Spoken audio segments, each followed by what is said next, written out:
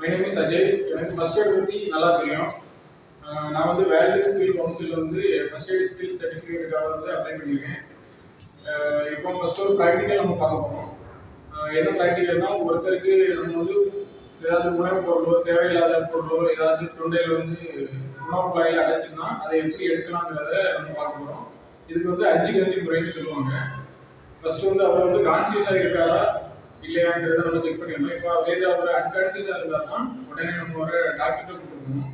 இப்போ ஒரு கான்சியஸாக இருந்தாருன்னா நம்ம இந்த ப்ராக்டிக்கலை வந்து செஞ்சு பார்க்கலாம். ஃபர்ஸ்ட் அவரை வந்து கூட்டு வந்து குனிய வச்சு அவருக்கு நெஞ்சில் நம்ம இடது கையை வச்சு அழுத்திக்கிட்டு முதுகில் வந்து ஒரு 5 டைம்ஸ் இப்படி அடிக்கணும். 5 டைம்ஸ் அடிச்சுட்டு ரெண்டாவது வந்து நம்ம 2 கையை வச்சு இப்படி வயிற்று பகுதியில் நமக்கிட்டு லைட்டாக பண்ணி இப்படி 5 டைம்ஸ் இப்படி பண்ணிகிட்டே இருக்கணும். அதுக்கப்புறம் மறுபடியும் திரும்பி நெஞ்சில் ஒரு கையை வச்சு ஒரு 5 டைம்ஸ் இப்படி அடிக்கணும். மறுபடியும் அவருக்கு வயிற்றுல நம்ம கையை வச்சு இப்படி 5 டைம்ஸ் பண்ணணும். இப்படி பண்ணிக்கிட்டே இருக்கணும். தொடர்ந்து 5 டைம்ஸ் நம்ம பண்ணிக்கிட்டே இருக்கணும்.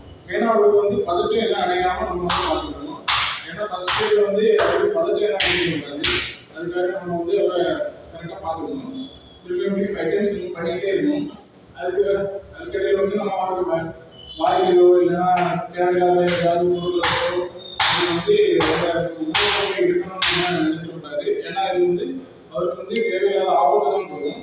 அதனால நம்ம வந்து அவருக்கு வந்து இந்த 5 டைம்ஸ் பண்ணணும். அப்படி வரலன்னா உடனே நம்ம டாக்டருக்கு தான் ஒரு கொடுக்கணும். அதனால அவருக்கு கேர்ஃபுல்லாக நம்ம அவரை பதட்டம் அடையாமல் இப்படி ஒரு 5 டைம்ஸ் தொடர்ந்து பண்ணிக்கிட்டே இருக்கணும். 5 டைம்ஸ் மட்டும்தான் பண்ணணும். பண்ணிக்கிட்டு உடனே டாக்டர்கிட்ட அவரை அழைச்சிட்டு போக